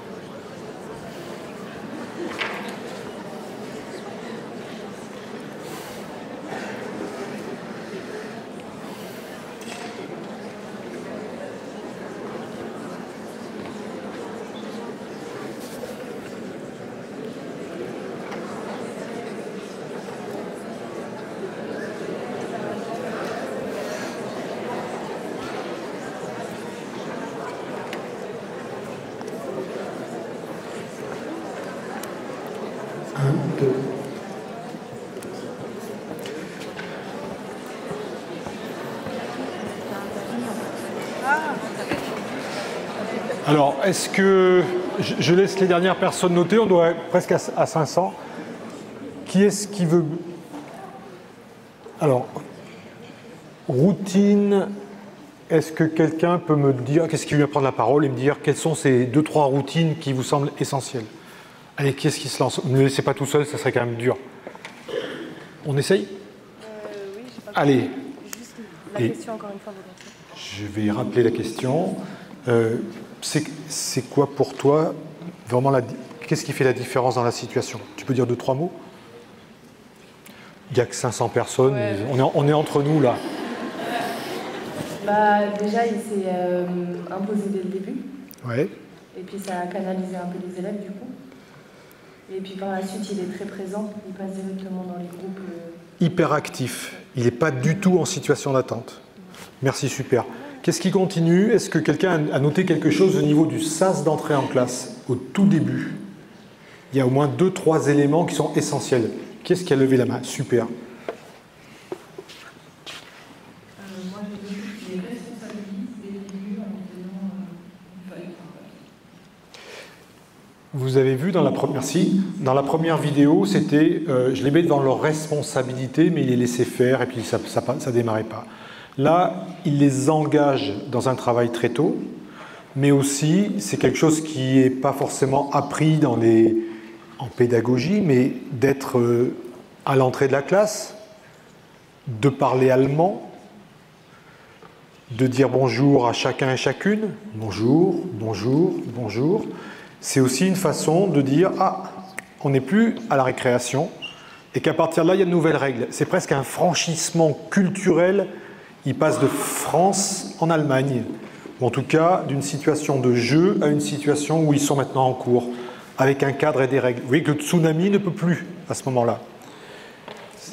Qu'est-ce qui est prioritaire avec cette vidéo? Comment vous comprenez la vidéo? Qu'est-ce qui veut bien me donner, faire un commentaire? Je ne vois pas tout le monde en même temps, mais n'hésitez pas. Qui est-ce qui essaye de me dire un mot? Un mot? Vous parliez de... Ah, il faut prendre le micro par contre, Oui, je suis désolé. Vous parliez de délimitation, de démarcation tout à Ouais. l'heure. Et puis là, justement, en mettant son cadre, en faisant sa routine, ses rituels, où il passe les feuilles, et puis on fait 5 minutes de vidéo, pardon. Et puis après, on passe vraiment au cours. Peut-être que la vidéo permet aussi de calmer la classe et de faire un peu un retour au calme. Merci beaucoup. Oui, tout à fait. Il y a quelque part, il y a des choses qui sont faites très en amont au niveau de la porte d'entrée. C'est pas classique ça, mais pour lui c'est la façon de faire. Il n'a pas trouvé autre chose. Et moi, des profs qui faisaient ça, j'en ai vu plein, qui donnaient du matériel pédagogique et des feuilles pour démarrer très tôt. Au début, je ne comprenais pas. Je montrais ça à des inspecteurs. Ils disaient ah, mais c'est catastrophique, on ne peut pas faire ça. Mais plein de profs débutants faisaient ça. Donc vous voyez que le travail réel, il peut être des fois, ben voilà, c'est comment il vaut mieux faire comme ça et réussir que de faire comme voudraient que les inspecteurs souhaitent sans pouvoir réussir. Et le fait de mettre les élèves au travail très tôt, c'était important. Et la vidéo, ça joue ce moment de captation des corps et des esprits, avec en plus un petit bout de texte à trous, vous voyez, une consigne simple pour que les élèves tout de suite s'engagent dans l'activité. Et lorsqu'ils sont un tout petit peu engagés dans l'activité, ben, il y a moins de chahut, il y a moins de perturbations, il n'y a pas ce moment d'attente qui est insupportable pour eux et pour lui. Enfin, c'est eux qui jouaient avec, mais c'est lui qui le vivait très mal. Est-ce qu'il y a d'autres éléments qui nous ont complètement échappé dans ce début d'analyse? Il faudrait que je prenne le temps de lire. Encouragement, vous avez entièrement raison. Il y a des valeurs humaines dans le deuxième personnage. Je dis souvent, excusez-moi, c'est pas très sympa, Romains 1 et Romains 2. Dans Romains 1, c'est « bon, vous n'êtes pas élève, je ne suis pas prof, on ne joue pas le jeu ». Là il incarne des valeurs éducatives, de bienveillance, de respect, d'encouragement. Alors, il les vouvoie, c'est un choix. Je pense qu'après, il a abandonné le vouvoiement avec des élèves petits, c'est pas évident. Et ce n'était pas forcément signe de plus de respect de les vouvoyer. Ça, c'est une question qui se discute, hein, je ne vais pas trancher aujourd'hui. Des accueils individualisés. Est-ce qu'il est charismatique? Je ne sais pas. Mais en tout cas, il fait le job et il a compris comment tenir les élèves et enrôler les élèves. Par contre, aucune garantie. On n'est pas sûr que ça tienne. Vous voyez, ça commence à monter un peu au niveau du bruit. Donc c'est un bon début. Et après, bien sûr, après, il faut pouvoir poursuivre. Et vous avez vu que c'est plus du tout la même classe. Les élèves, ils jouent le jeu. Et je ne sais pas si vous avez remarqué, en fait, hein, il y en a un qui a toujours un bonnet sur la tête. il n'a jamais été autoritaire par rapport au bonnet. Sauf qu'à un moment donné, il va venir vers l'élève, il va lui dire « T'as vu l'exercice là? Et puis tu pourras penser à enlever ton bonnet. » Mais enlever le bonnet, pour lui, il n'y a pas une mort subite. Enfin, il n'est pas en crise s'il y a toujours un élève qui a un bonnet quelques instants. Donc c'est à un moment donné penser que les règles de conduite sont importantes, vestimentaires, d'être vraiment... mais que ce n'est pas ça l'enjeu, c'est d'embarquer tous les élèves. Et à partir de là, on va pouvoir faire des micros... on va pouvoir parler aux élèves de manière individuelle s'ils ne respectent pas complètement les règles. Est-ce qu'il y a une question où est formateur et formatrice, mais aussi est-ce qu'il y a quelque chose qui vous interpelle? Est-ce que ça s'est passé comme ça tout le temps après? Oui, ça a progressé. Quelques mois après, il a abandonné cette entrée avec les papiers devant les portes, parce qu'il savait faire, et il avait suffisamment de confiance et d'assurance pour faire autrement. En tout cas, ça a été une façon adaptée d'entrer dans le travail. Pas de questions, je poursuis. Ah, attendez, je vais prendre... Quelqu'un a une question, non? Oui, je vous écoute. Une question, la première vidéo que vous voyez, vous êtes filmé depuis derrière, je pense que c'est bon, vous êtes filmé peut-être sur le en tout cas, la deuxième vidéo, on voit quand même beaucoup plus de différents champs de... Enfin, en fait, sont filmés de différents points de vue. Oui, parce que... Je me demandais si ça n'avait pas quand même une influence sur le résultat, Non, parce qu'en fait, il y avait une caméra qui était fixe. On avait mis une caméra fixe qui ne bougeait pas. Et ils avaient l'habitude de me voir régulièrement dans la classe. Alors, bien sûr, hein, c'est jamais une même situation. On n'est pas dans un laboratoire avec un contrôle de variables. On ne va pas faire la preuve irréfutable que ça sera... Bien sûr. Mais on voit quand même une transformation du personnage. On voit des gestes professionnels. On voit des habitudes des élèves qui commencent à travailler comme ça.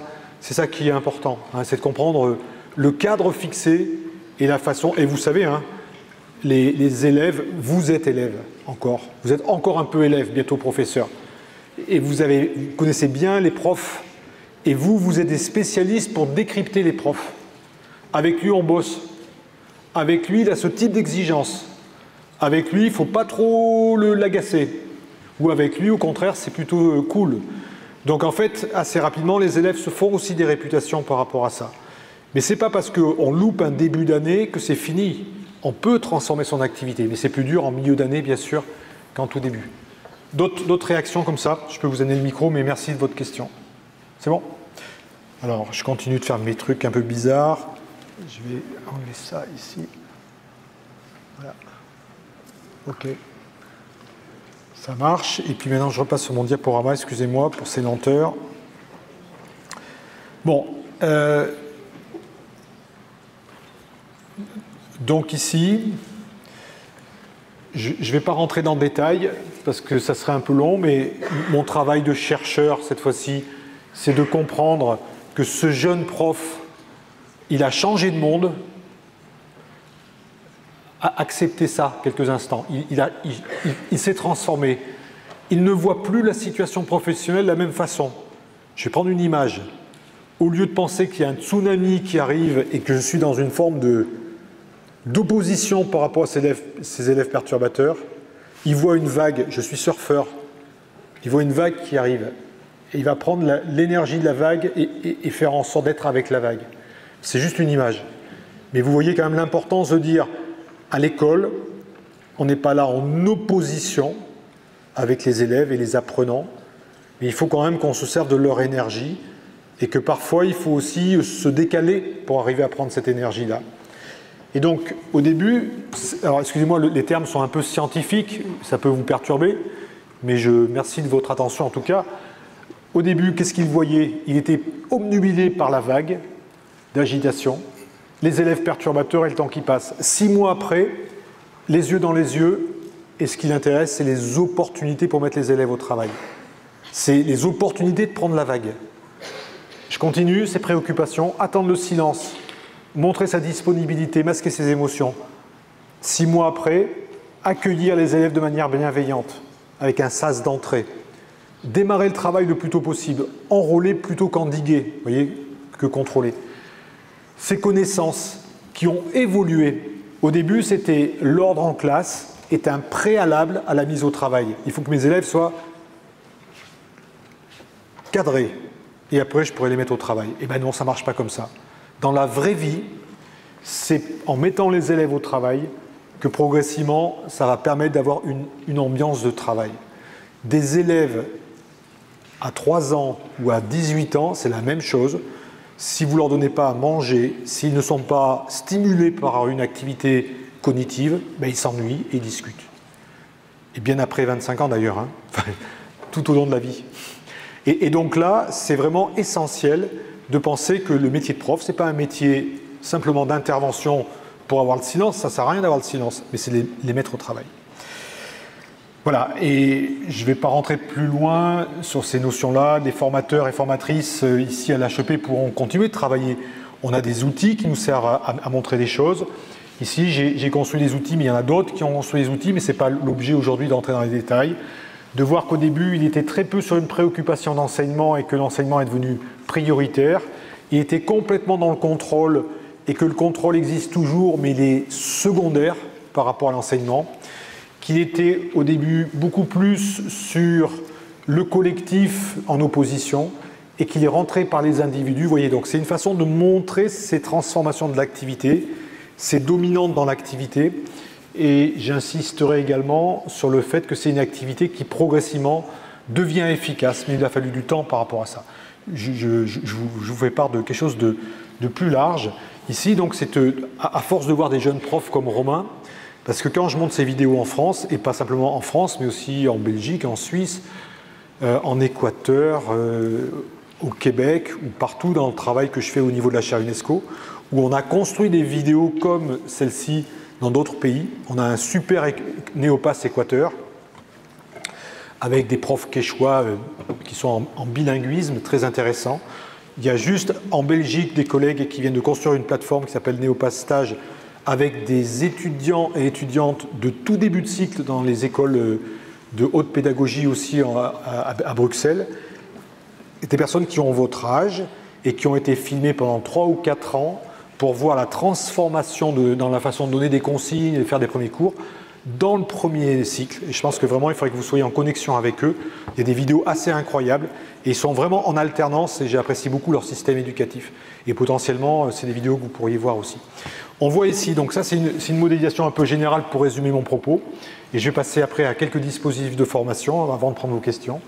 C'est qu'il y a 2 préoccupations dominantes, vous l'avez vu dans mes propos, c'est enseigner, contrôler. Et que trop souvent, dans la croyance des étudiants et étudiantes, notamment en tout début de cycle comme vous, c'est de penser qu'il faut d'abord contrôler avant d'enseigner. Je viens de le dire 30 fois, donc je vais essayer d'aller plus vite. Dans certains cas, on arrive presque à des situations d'hyper-contrôle où les jeunes profs s'enferment dans du contrôle sans fin. Ce mot est bizarre, le panoptique, c'est une prison où tout est surveillé. J'ai eu des situations de cours, je pourrais vous les montrer, mais je vous ferai fuir, où c'était tellement carré qu'on n'osait même pas bouger. J'étais avec un collègue chercheur, on était dans les rangs comme ça, on ne bougeait pas, tellement la jeune prof était autoritaire. Et puis elle m'a dit, vous savez, je suis autoritaire comme ça, autrement il faut que je quitte l'enseignement, quoi. Je ne sais pas faire autrement que d'être autoritaire. Donc il faut arriver à franchir ça, et il faut arriver à trouver les conditions favorables pour sortir de cette situation-là. Et on retrouve très souvent comme ceci avec ce jeune Romain qui est dans une phase première attendre pour enseigner. On l'a vu sur la première vidéo. On a vu des collègues dans Néopass aussi où le but c'est de contrôler. Vous avez vu comment elle est ferme sur son pupitre, cette collègue-là. Elle n'est pas dans l'attente comme Romain, elle est dans des règles très précises, carrées, tout est au cordeau. Et elle contrôle pour enseigner. Et puis ensuite, on arrive, vous voyez, on n'est plus sur l'hyper-contrôle, mais on devient plus sur des moments de confiance, où on s'efface, où on essaye de mettre les élèves au travail, où on essaye d'enseigner pour contrôler. Et Romain, quelque part, c'est ce qu'il fait au départ, hein, pour pouvoir contrôler sa classe, il commence avec des textes à trous. Donc c'est un peu des éléments même de la culture scolaire qui sont instrumentalisés à des fins de contrôle. Et progressivement, il va réinterroger ce qu'il fait. Et progressivement, il va monter en exigence par rapport à ça. Et progressivement, on a des enseignants qui vraiment enseignent pour faire apprendre et en s'effaçant. Et la collègue que vous voyez en haut, c'est la collègue que vous voyez aussi avec les rayures en bas. elle est passée d'une position d'hyper-contrôle, 5 ans après, à une sorte de mise en retrait pour lâcher prise. Ce que j'essaye de faire maintenant, je pourrais vous montrer la vidéo, on l'a filmé sur 5 ans, j'essaye maintenant de m'extraire de la situation. C'est dur pour moi, tellement j'ai envie de contrôler. Il y a des collègues, au bout de 15 ou 20 ans, ils sont toujours dans le contrôle. Hein. Donc vous voyez, c'est du développement professionnel sur de très longues durées. Je suis une chef d'orchestre, je mets les choses en place, et je me mets en retrait pour que les élèves travaillent. Ce n'est pas moi qui dois faire le travail. Une des tendances typiques des enseignants débutants, c'est de surtravailler. Les enseignants débutants surtravaillent et les élèves attendent de voir les enseignants surtravailler et ils sont vraiment tout le temps en assistance. Donc c'est aux élèves de travailler et c'est à vous de vous mettre en retrait et d'arriver à avoir une situation qui tourne avec une capacité d'aller voir un élève en particulier. Ça ressemble aux vidéos, enfin ça ressemble à ce que je vous ai montré tout à l'heure de ces profs réussissants qui circulent, qui vont juste aux bonnes places pour pouvoir faire tenir la classe et aider les élèves en difficulté. Voilà, sauf si vous avez des questions. Alors, Monsieur Ria, est-ce que je suis obligé de passer par toutes les étapes? C'est une question que j'ai quand même assez souvent. Est-ce que je suis obligé de buter sur chacune des étapes? Ce n'est pas du tout une approche qui serait, vous voyez, linéaire, étape par étape, bien sûr, mais d'avoir conscience en formation continue que le surcontrôle est un risque, qu'il faut vraiment plus engager les élèves dans des apprentissages ambitieux. Ce sont des éléments essentiels qui évitent de rester 6 mois dans certaines situations ou dans certaines logiques d'action. Alors, si je vais aller vite parce que je suis un peu bavard, vous avez vu que j'ai essayé de montrer jusque-là, enfin je ne sais pas si ça résume mon propos, que la réflexivité dans l'action, elle est limitée. C'est difficile de pédaler en vélo et de se regarder pédaler et de faire une thèse sur le pédalage. Bon, peut-être pas une thèse. Vous voyez, d'avoir une forme de réflexivité sur sa propre activité. Ça perturbe souvent. Et donc, l'intérêt de la vidéo, c'est d'avoir un espace-temps à la suite de l'action première pour essayer d'avoir les conditions les plus favorables pour repenser l'activité professionnelle. Ce qui pose problème, c'est que si vous êtes évalué en même temps, comment voulez-vous à la fois réfléchir à votre activité et être sanctionné par une bonne ou une mauvaise note? Donc c'est un peu antinomique, et je sais qu'en Suisse, vous avez un peu ce problème-là, lorsqu'il y a des stages très courts, avec des maîtres de stage et maîtresses de stage, qui me disent que c'est bien beau mes travaux, mais que si assez rapidement il faut évaluer les stagiaires, ça limite les possibilités de faire une enquête avec vraiment la possibilité de dire vraiment ses difficultés et de réfléchir ensemble. En tout cas, ça peut être une piste possible. Donc c'est important d'être dans un moment de non-jugement, de confiance, où on peut dire son activité réelle. Alors par exemple, l'arbitre, je reviens dessus, à la fin du match, il est épuisé à la fin du match, et il me dit finalement, alors il dit que bon, il se précipite, il y a eu des cartons rouges, tout va mal à la fin. Il a construit un château de cartes, il le dit un peu avant, et puis tout s'effondre, voilà, ça se termine très mal, etc.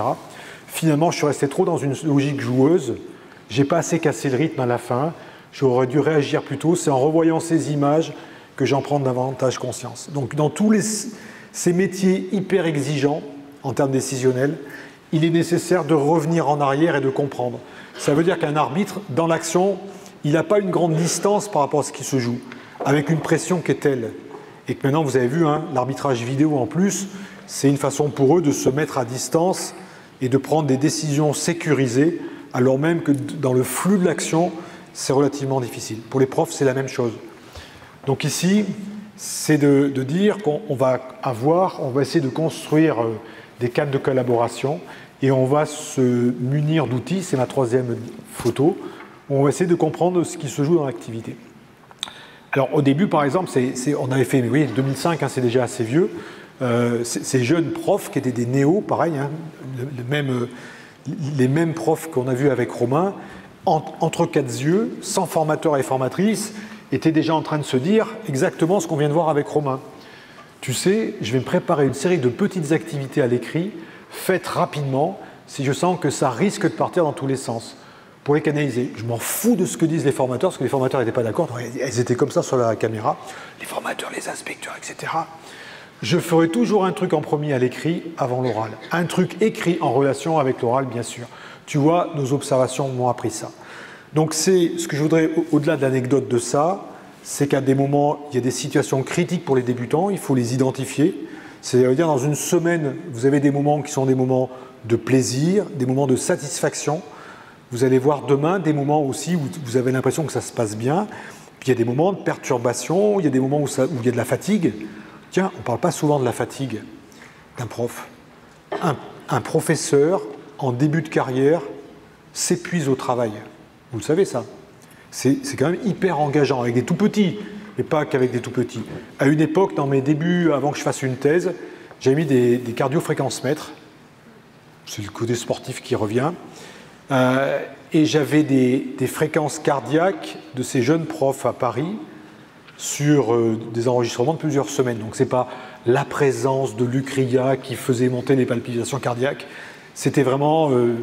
et ça permettait quand même de voir que, avec des classes difficiles, la moyenne pour quelqu'un qui avait un pouls au repos de 60 pulsations cardiaques était à peu près à 112 pulsations cardiaques.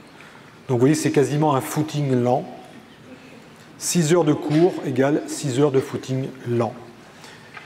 Vous imaginez la dépense d'énergie. Et donc on a des collègues qui vraiment doivent faire face à de la fatigue, à de l'épuisement, etc.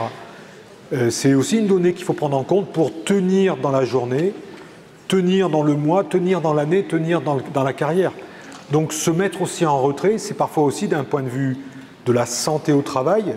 Alors bien sûr qu'en vieillissant, en ayant de l'expérience, en apprenant à relativiser, en acceptant que tous les élèves ne réussiront pas aussi bien que vous l'auriez souhaité, en faisant le deuil de son idéalité du métier, on prend du recul et subjectivement, on est moins impacté et on sait que la fréquence cardiaque, c'est aussi le révélateur des émotions au travail. Alors, les enquêtes, je vais aller vite parce que je me donne un petit quart d'heure et puis j'aimerais avoir quelques questions de manière générique. Il me semble important de conduire des enquêtes à partir des traces d'activité. Donc là, vous avez des photos d'exemples que j'ai l'habitude de mettre en place. Et c'est vraiment pour moi, vous voyez toutes ces situations, on regarde des vidéos, c'est regarder l'activité d'autres collègues. Là, c'est en formation continue, dans le premier cycle. C'est s'interroger sur sa propre activité. Quand je vois l'activité de quelqu'un qui ressemble à mon activité, c'est voir soi-même au travers de l'activité d'autrui. Et c'est vraiment quelque chose de très intéressant pour réinterroger sa pratique. Je me permettrai, d'un point de vue culturel, lorsqu'on regarde une vidéo au cinéma ou dans une série, vous voyez que le flux du décours de la vidéo nous incite à nous projeter dans l'activité d'autrui, à s'immerger dans la peau de personnages, à réinterroger notre propre vie à la lumière de l'activité qui est proposée au niveau de la série, etc. Donc la vidéo a cette puissance-là pour pouvoir à la fois se voir dans l'activité d'autrui et considérer que l'activité de Romain, c'est quelque part mon activité. À partir de là, réinterroger ses gestes professionnels, mettre des mots sur des activités transparentes, ce sas d'entrée en classe, jamais entendu parler. Et pourtant, il a une triple fonction d'accueil, de convivialité, d'installation du matériel scolaire et d'entrée dans la matière. Et c'est des choses qui sont essentielles. On peut ensuite, bien sûr, imaginer des nouveaux scénarios. Vous avez peut-être pratiqué déjà dans vos dernières années de la classe inversée.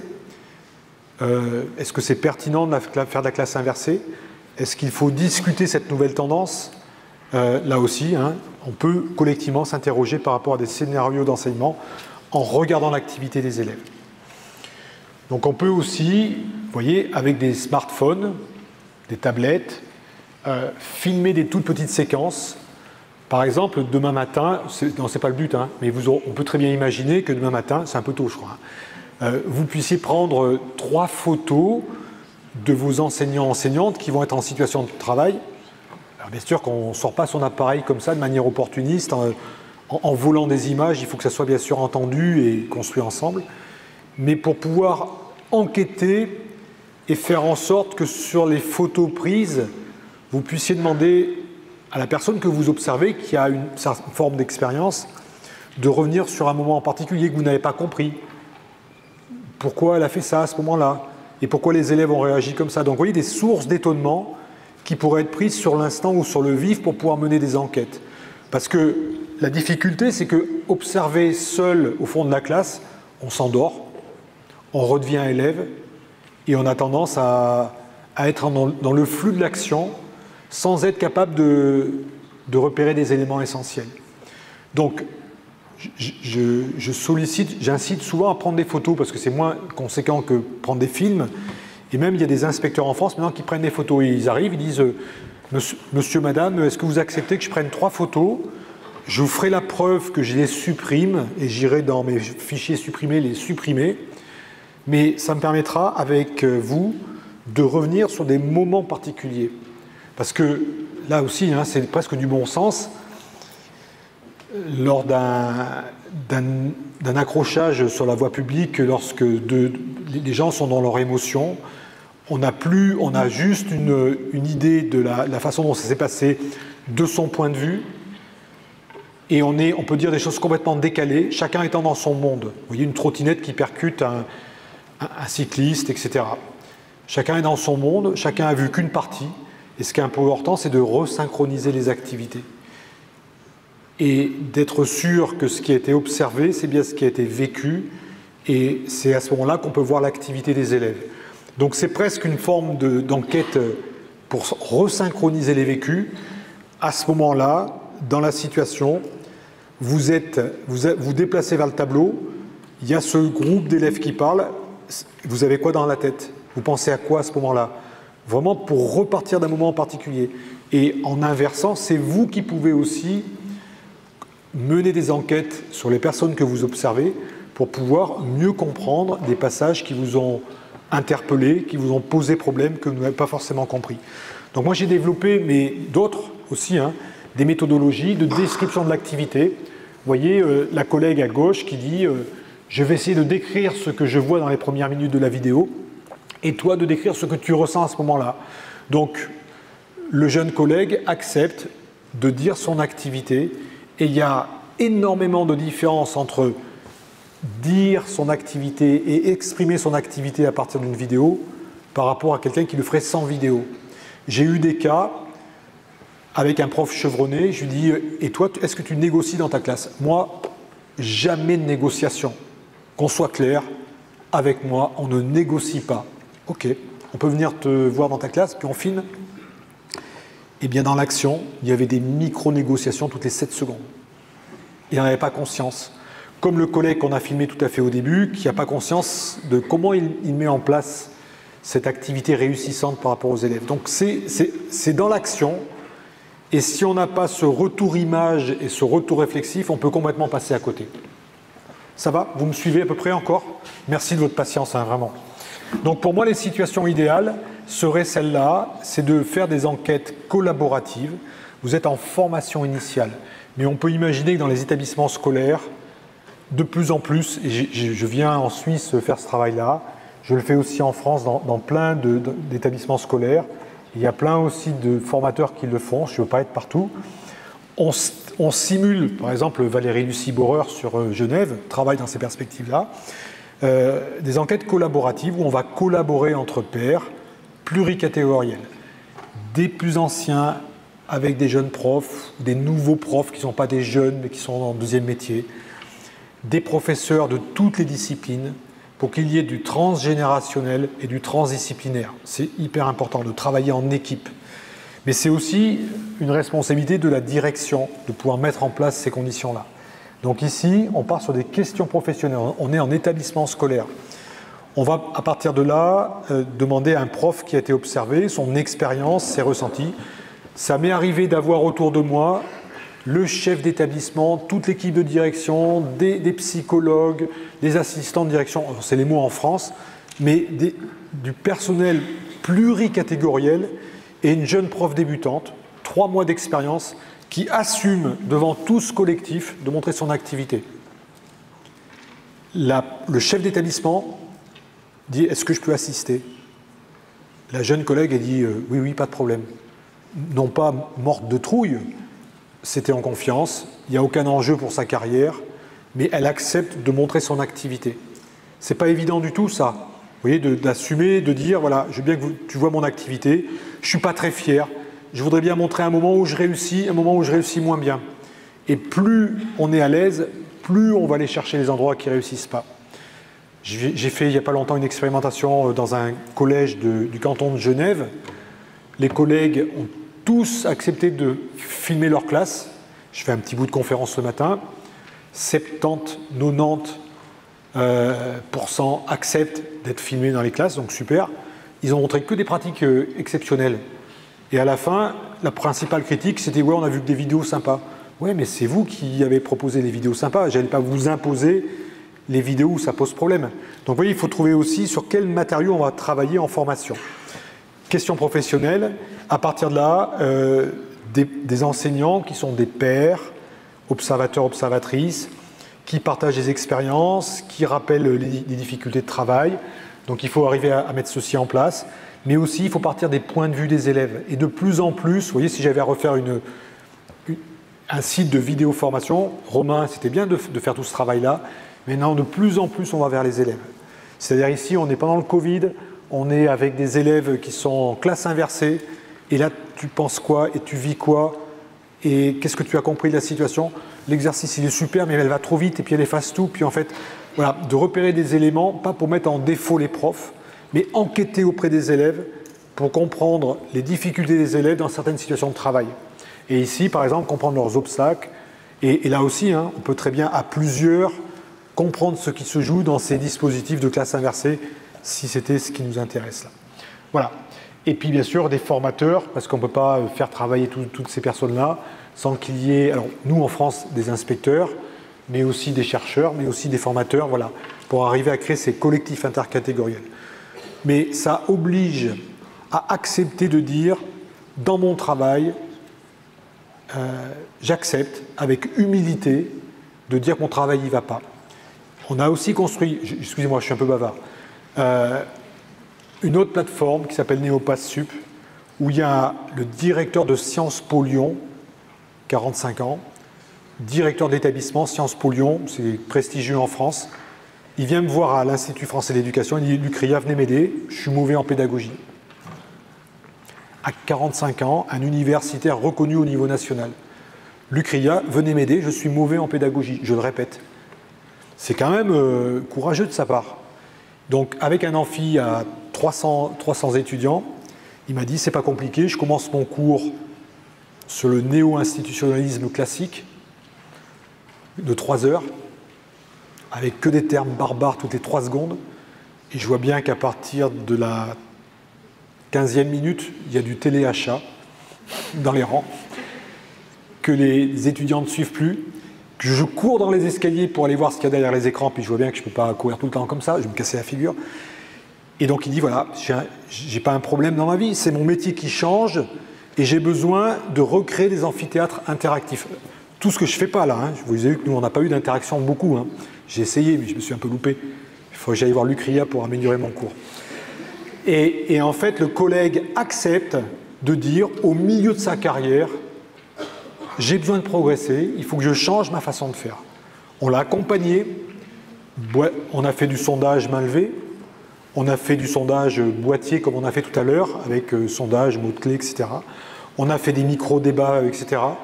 Et au bout de 15 jours, 3 semaines, 1 mois, les étudiants ont été complètement ébahis. Oh, lui disait « Oh là là, qu'est-ce que ça innove à Sciences Po ?» Enfin oui, il était très fier, il se moquait de lui, etc. « Oh, qu'est-ce que je suis mauvais !» Enfin voilà, c'est quelqu'un qui, avec dérision, accepte de montrer ses limites et de progresser.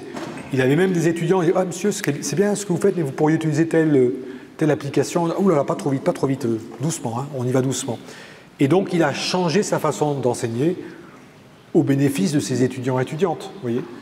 Sauf qu'il faudrait vraiment que cette posture d'humilité et d'exigence, ça soit incarné chez vous très tôt, en sachant que ce métier, c'est un métier qui va être en permanence à réinterroger.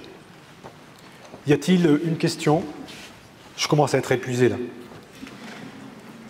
Par votre silence. Ça donne ça au canton de Genève, juste en deux clics et j'ai bientôt fini, je vous promets, j'arrive à la fin.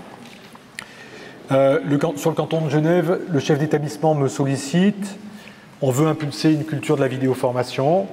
Les collègues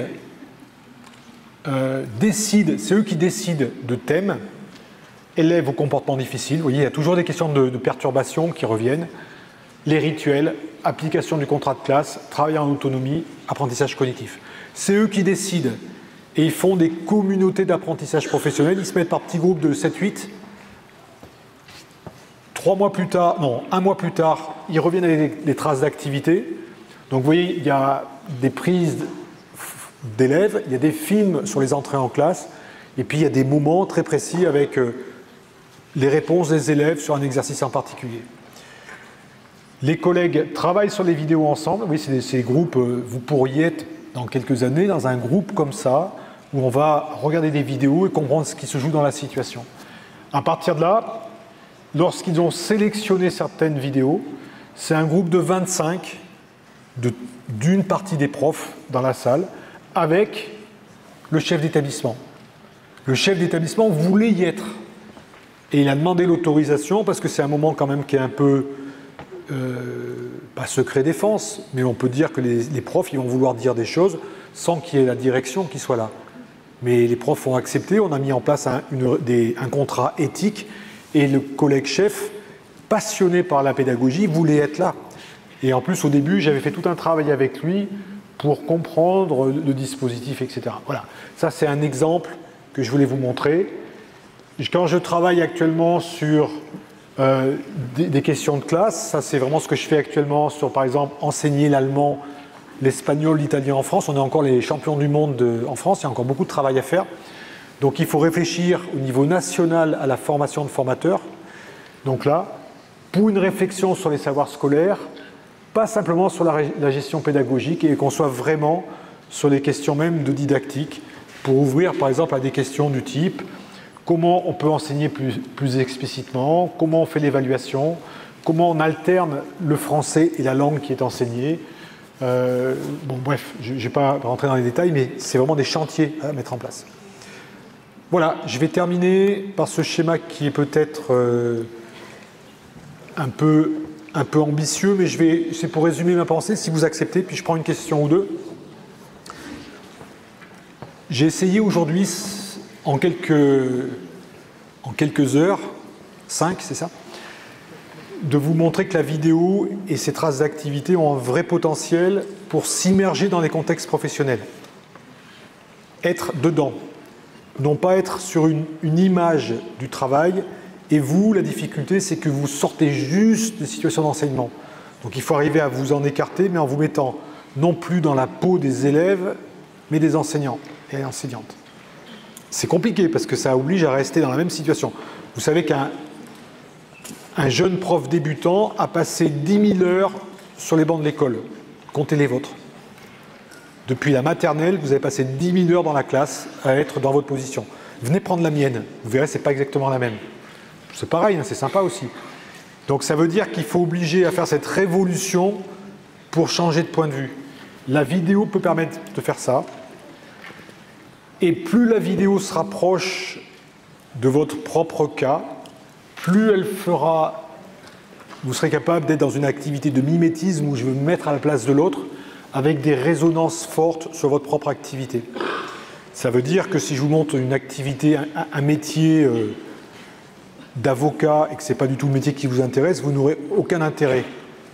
De vous montrer des vidéos françaises, ça a un intérêt limité. Au bout d'un moment, quand vous avez vu Romain, ça va, on peut voir autre chose. De voir des vidéos de demain matin sur des vraies activités qui vont être celles qui vous concernent, bien sûr, ça aura plus de résonance. Et que ces vidéos, lorsqu'il y a résonance et réflexion, ça permet à la fois de construire son identité professionnelle. Aujourd'hui, j'imagine, j'espère, que vous avez pris quelques repères. Bien sûr, c'est le démarrage. Mais ensuite, c'est aussi s'interroger sur des gestes professionnels et sur une culture du métier d'éducation.